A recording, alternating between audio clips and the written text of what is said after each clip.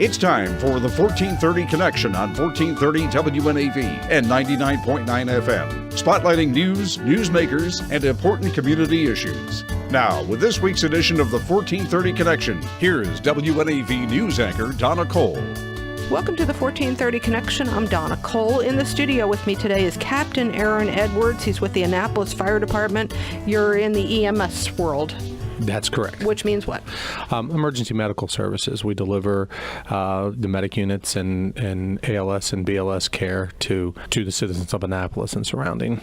And you have quite a bit of experience. That's correct. I've been here with the City of Annapolis for 23 years. This is my home away from home.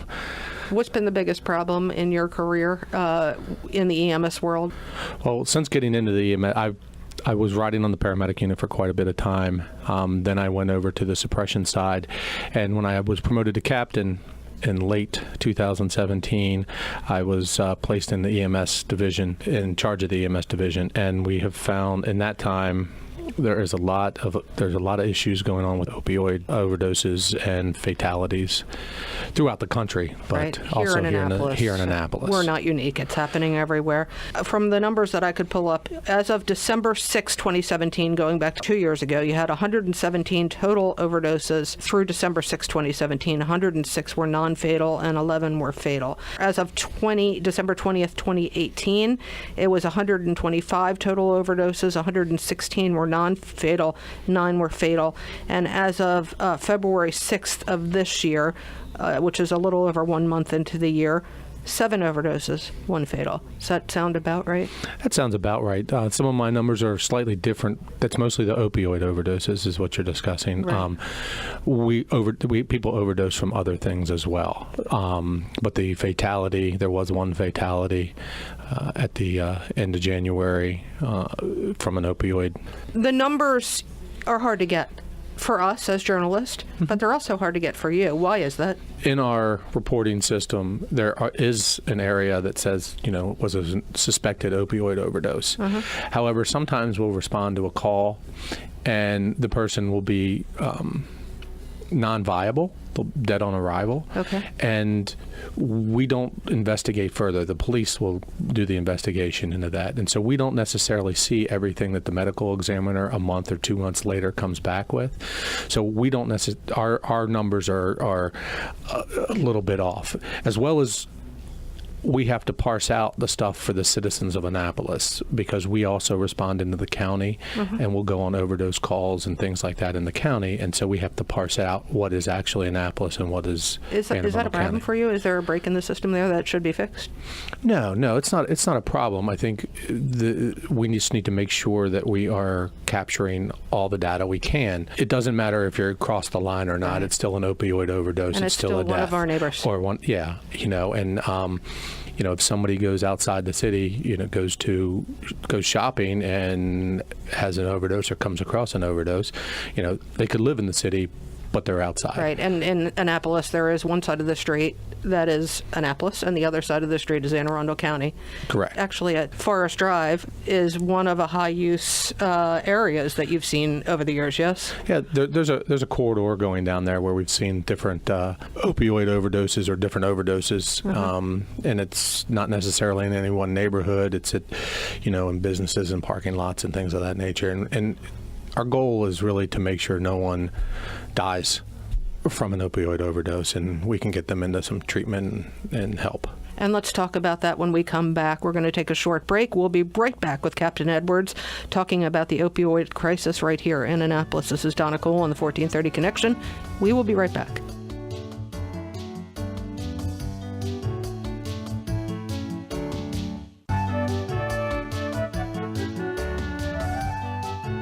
Welcome back to the 1430 Connection. I'm Donna Cole. In the studio with me today is the Annapolis Fire Department's Captain Aaron Edwards. He's in the EMS world. His job is to keep people alive. And in the opioid epidemic, that job has gotten progressively harder, yes? That's correct. Narcan, that's made it somewhat easier. Narcan does make it easier as long as we have enough out there. And people. Is that an ongoing problem, and is it covered by your budget?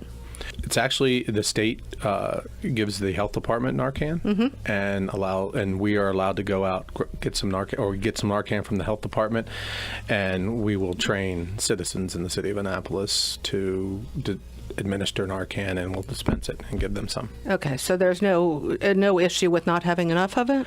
No, there's no issue with not having enough. All of our apparatus carries Narcan.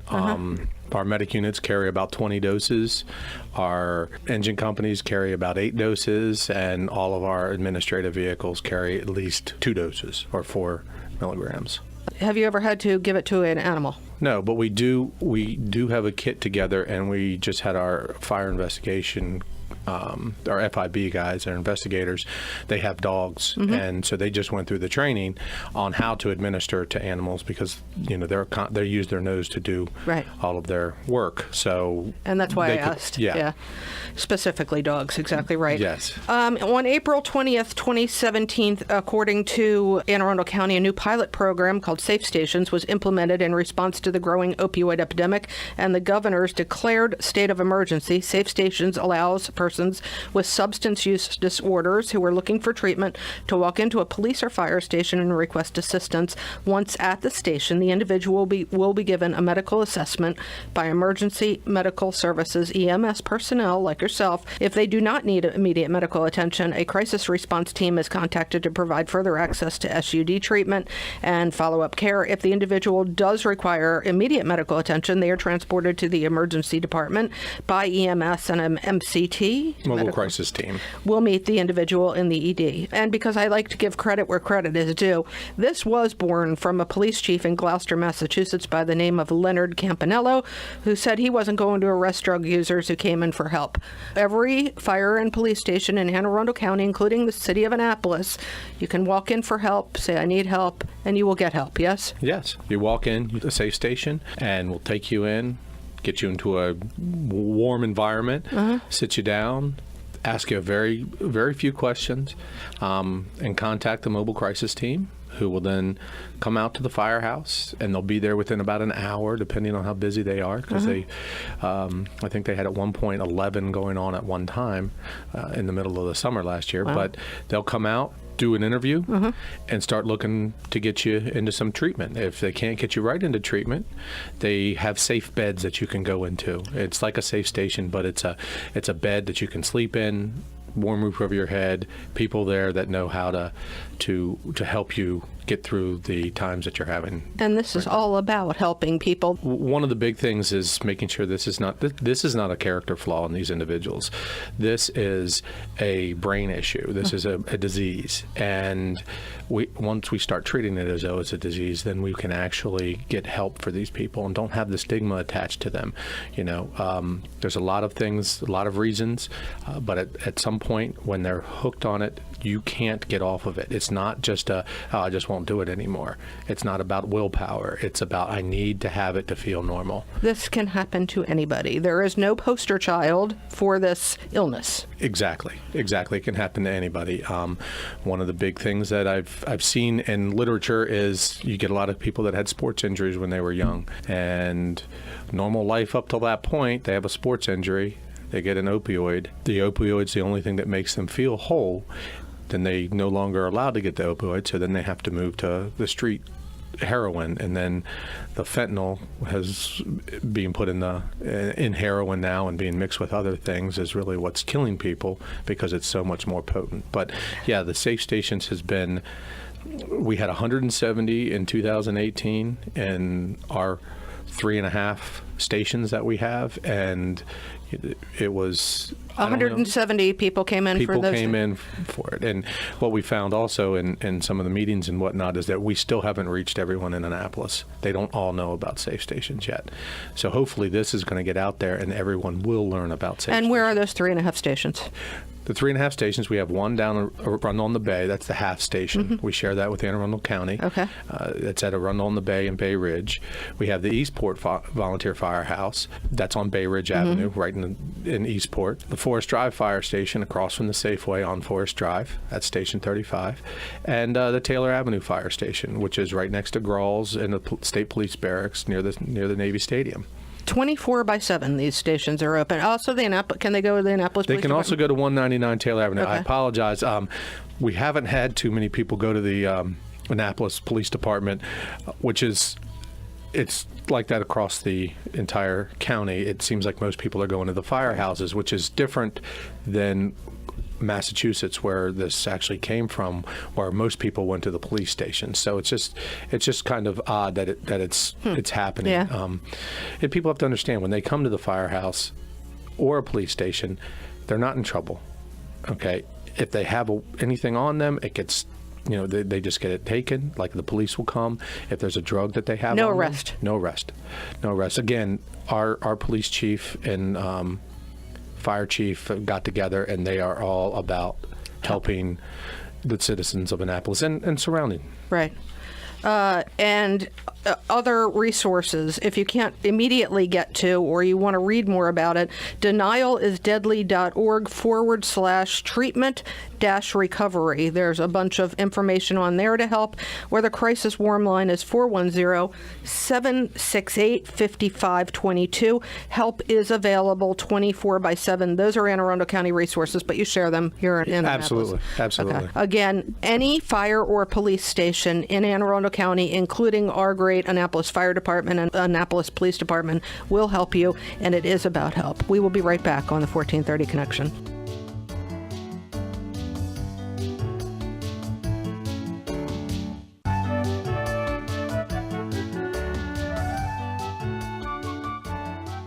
Welcome back to the 1430 Connection. My name's Donna Cole, and Captain Aaron Edwards, his business is EMS World, keeping people alive for the Annapolis Fire Department.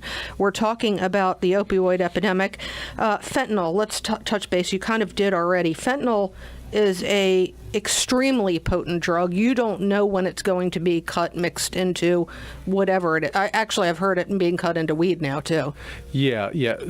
I don't know if they liquefy it and spray it onto the marijuana, but fentanyl is significantly more potent than heroin is. It's a synthetic opioid. They also have something called carfentanil, and that is even worse than fentanyl.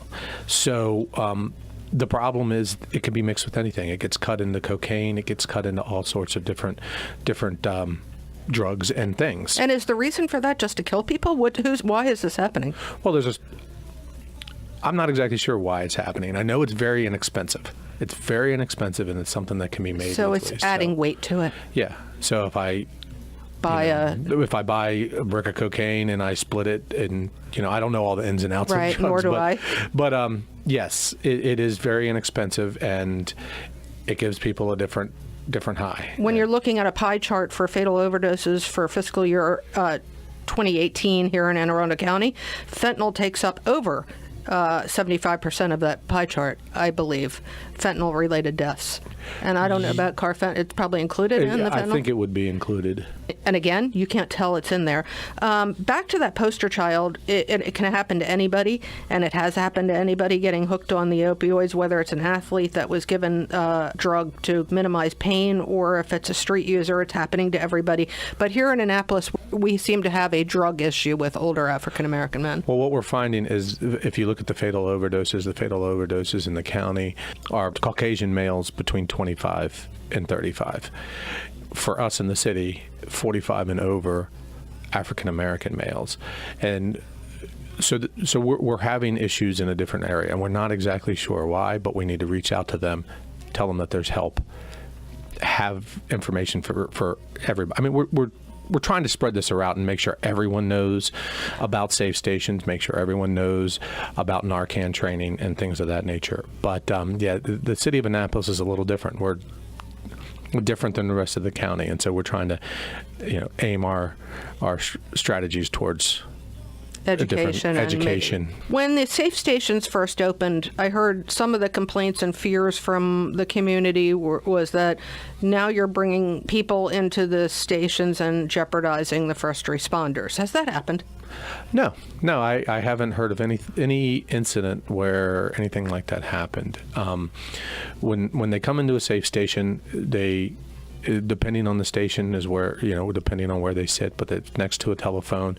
We always have multiple people there, at least 2, usually 3 people that are standing by to, help this person as well as keep our, make sure we're safe. And again, that's the stigma attached to the addiction. And it's, if we take that away, there's just people coming in, they want help. Historically, we've always looked at it as criminal. Now the tide changed, and we know that it's a mental health illness. Correct, yes. And so hopefully we can continue to change that stigma, and we can get people to don't be fearful of these people. Help them. The help is what they need. And that's what the safe stations are there for, and that's what we do. And one of the ways you can help combat this is by getting training on that Narcan. When do you do this? How do you do this? Well, we started a project. It was actually taken from I think it's Cedar Park, not Cedar Park here, but it's a fire department in Florida who started a project called Your Life Matters.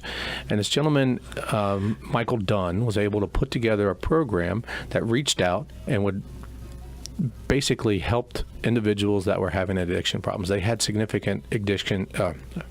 They had significant numbers of overdoses as well as significant numbers of deaths. And he kind of just, after a call, he decided, we really need to do something about this. What more can we do?